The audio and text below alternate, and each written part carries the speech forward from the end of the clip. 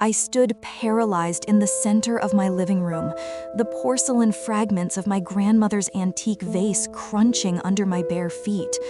But I didn't feel the pain of the shards cutting into my skin. All I could feel was the icy draft coming from the shattered window and the blinding red and blue lights pulsing against the walls, turning my sanctuary into a strobe-lit nightmare.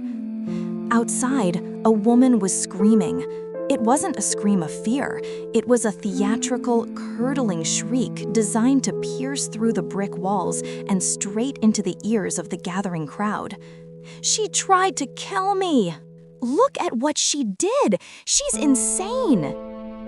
My husband, Julian, was gripping my arm, his face pale, his eyes wide with a mixture of confusion and horror that I had never seen before. "Serafina," he whispered, his voice cracking. "Serafina, why is there a knife in the garden with your fingerprints on it?" I looked at him, my breath hitching in my throat. I opened my mouth to defend myself, to scream that she planted it, that she broke the window, that she had been dismantling my life piece by piece for 6 months. But as I looked past him, through the jagged hole in the glass, I saw her. Beatrice. She was sobbing into a police officer's chest, but for a split second, she lifted her head, her eyes locked with mine, and she smiled, a cold, triumphant, reptilian smile. I realized then that this wasn't just a neighbor dispute anymore. This was a carefully orchestrated execution of my sanity. And the terrifying part? I wasn't sure if I could prove I was innocent. To understand how I ended up standing amidst shattered porcelain while the police pounded on my door, you have to go back to the beginning, back to when the air smelled of hope and fresh paint, not fear and burnt sage. It was supposed to be our forever home. That phrase sounds so naive to me now, like a child believing in fairy tales. Julian and I had saved for 10 years.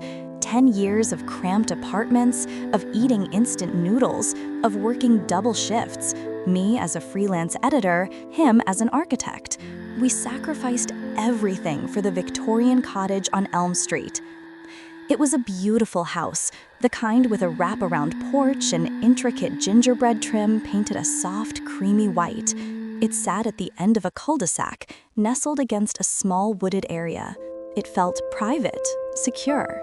When we signed the papers, the realtor, a nervous woman named Gwendolyn, gave us a look I couldn't quite decipher at the time. It was a mixture of relief and pity. "The neighborhood is quiet," she had said, handing over the heavy brass keys. "Very established. The residents take their privacy very seriously." I didn't listen to the subtext. I was too busy mentally arranging my furniture. The first week was bliss. We unpacked boxes, drank wine on the porch, and listened to the crickets. The silence was heavy, luxurious. I remember waking up on the 3rd morning, the sunlight filtering through the sheer curtains, feeling a profound sense of peace. Julian had already left for a business trip. He traveled often for his firm, so it was just me in the house. That afternoon, I decided to introduce myself to the neighbor on the left. Her house was the only one close enough to share a fence. It was a pristine, imposing brick structure with manicured hedges that looked like they were cut with a laser. Not a leaf was out of place. It was almost surgical. I baked blueberry muffins. A cliché, I know, but I wanted to start off on the right foot. I walked up the stone path, noticing that the windows were dark, heavy velvet drapes drawn tight against the afternoon sun. I rang the bell. It took a long time for the door to open. When it did, I was greeted by a woman who looked like she had stepped out of a 1950s cinema screen. She was tall, impossibly thin, wearing a silk blouse and pearls. Her silver hair was pulled back into a severe, tight chignon. "Yes?" Her voice was smooth, like velvet wrapped around a razor blade. "Hi, I'm Serafina," I said, holding out the basket. "I just moved in next door. I wanted to say hello." She looked at the basket, then at my face, then down at my shoes, sneakers, slightly muddy from the garden. Her nose wrinkled imperceptibly. "I am Beatrice," she said. She didn't take the basket. "We don't usually encourage door-to-door soliciting here." "Oh, I'm not selling anything," I laughed nervously, feeling the heat rise in my cheeks. "These are just muffins, a neighborly gesture." She finally took the basket, holding it by the very edge of the handle as if it were contaminated. "How quaint. Thank you, Serafina." A word of advice? The previous owners were quite loud. They had dogs and parties. We value silence here. Absolute silence. "I'm very quiet," I assured her, "and my husband travels a lot. You won't even know I'm there." "Let's hope not," she said, and then, without another word, she closed the door in my face. The click of the lock was loud and definitive. I walked back to my house, feeling a strange knot in my stomach. It wasn't just rudeness, it was hostility. But I shrugged it off. Some people are just grumpy, right? I told myself she was just a lonely, bitter old woman. I was wrong. She wasn't lonely. She was hunting. The war began with the garbage cans. 2 weeks in, I woke up to a terrible clatter. It was 3 a.m. My heart hammered against my ribs as I crept to the window. Outside, under the pale street lamp, my garbage cans were overturned. Trash was strewn all over my driveway. Coffee grounds, eggshells, papers. I thought it was raccoons. I spent an hour cleaning it up in the dark, shivering in my robe. But the next morning, when I went to put the empty cans back, I noticed something. The lids weren't just knocked off. They had been unscrewed at the hinges. Raccoons don't have screwdrivers. I mentioned it to Julian when he called that night. "Maybe the wind?" he suggested, his voice tinny over the phone. "Julian, the hinges were dismantled. Someone did this." "Honey, you're stressed from the move. Who would dismantle a garbage can? It was probably just old and fell apart." I let it go. But 3 days later, I found the note. It was pinned to my front door with a rusted nail, a single piece of lined paper written in elegant, cursive handwriting. "Your weeds are encroaching on my property line. Remedial action is required immediately. Disrespect will not be tolerated." I stared at the note. My weeds were a patch of wildflowers I had planted near the fence. They were beautiful, poppies and cornflowers. I grabbed a measuring tape and went out to the fence. The flowers were a full 2 feet away from her property line. I marched over to her house, the note in my hand. I rang the bell. No answer. I rang again. Nothing. But I could feel eyes on me.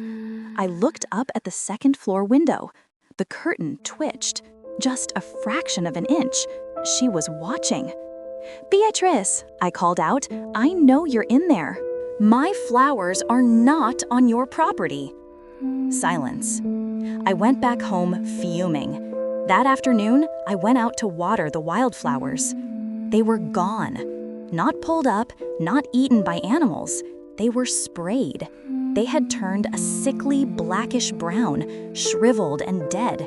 The smell of harsh chemicals hung in the air, burning my nostrils.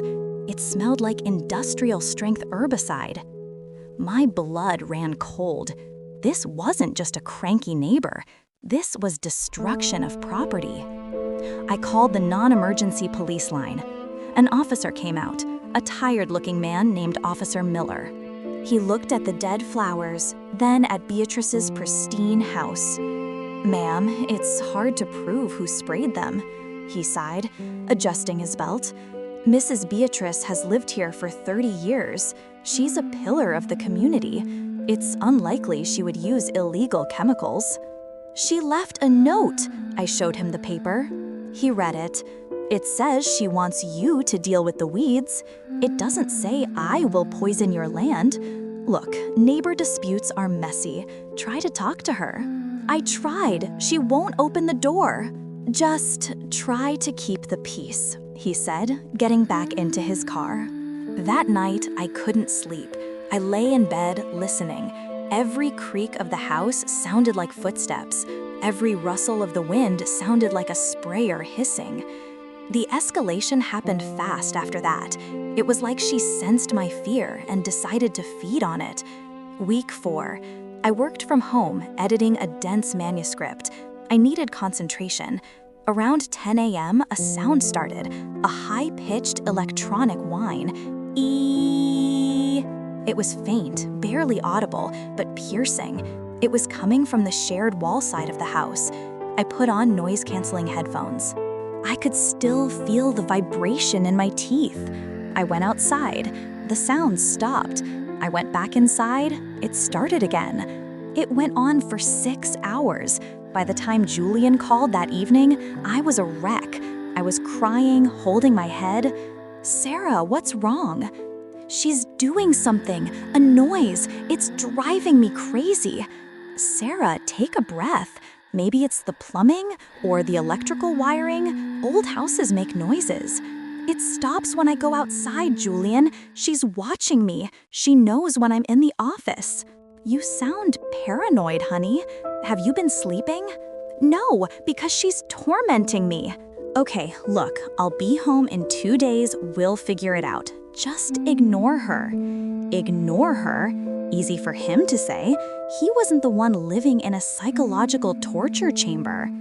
The next day, I decided to fight back. I installed a camera, a sleek white security camera pointed right at my driveway and the shared fence. I felt a sense of triumph as I screwed it into the porch beam.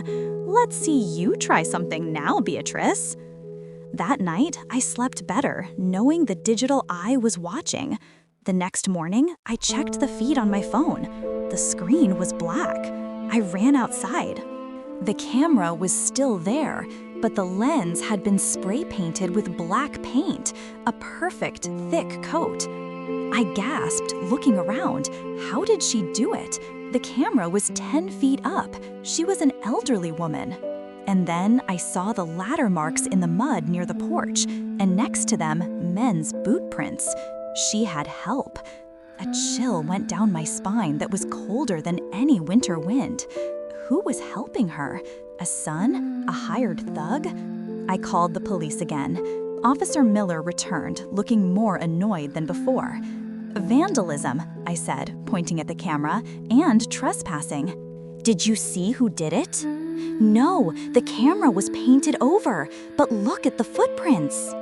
He looked at the mud. Could be anyone. Could be a delivery driver. Could be your husband's boots.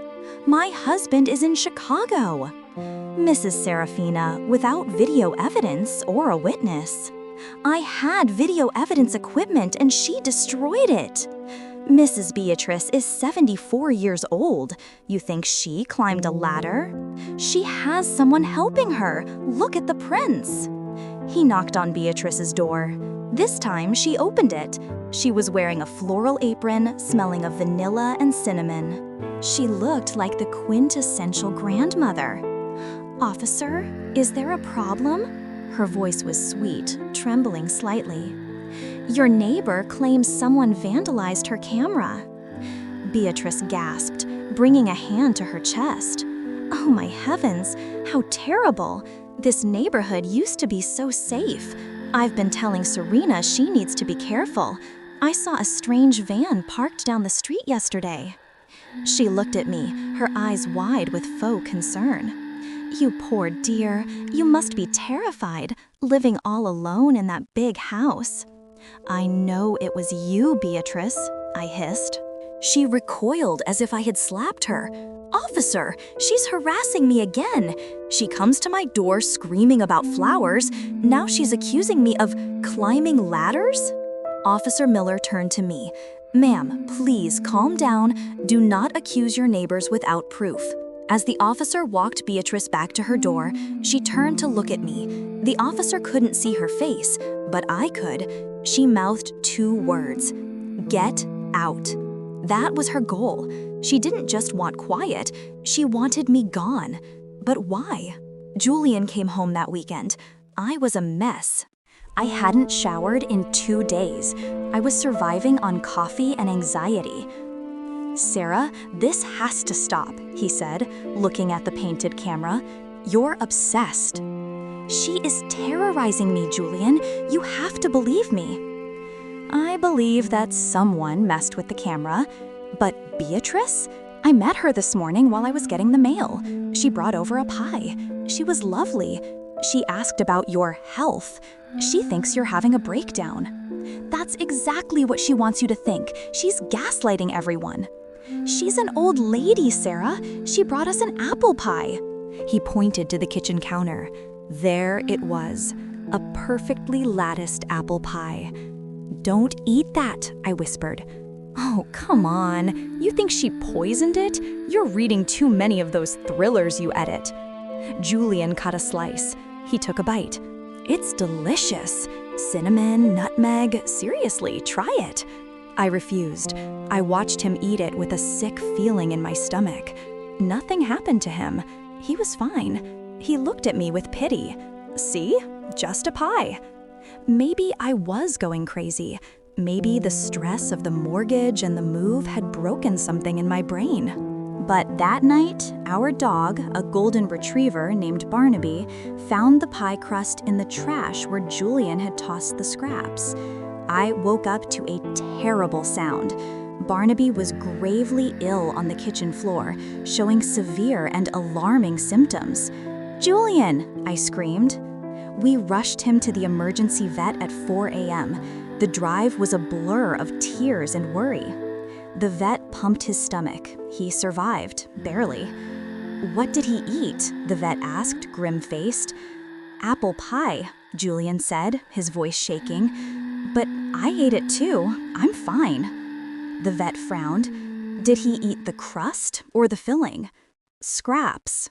Probably mostly crust." I found traces of xylitol in his system, highly toxic to dogs, safe for humans but deadly for canines. Was it a sugar-free pie?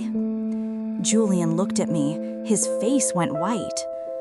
"Beatrice, she said she bakes with natural sweeteners because of her diabetes."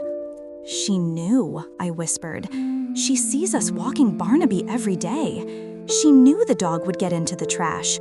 She knew it wouldn't hurt you, but it would kill him." Julian was silent on the drive home. The denial was breaking. He gripped the steering wheel until his knuckles were white. "I'm going to talk to her." "No," I said. "Talking doesn't work. We need to catch her." We declared war. We bought micro cameras, hidden ones, buttons, screw heads, ones that looked like rocks. We placed them everywhere. We didn't tell anyone, not the police, not the neighbors. For a week, nothing happened. She went quiet. She knew Julian was home. She was waiting. Then Julian had to leave for a 3-day conference in New York.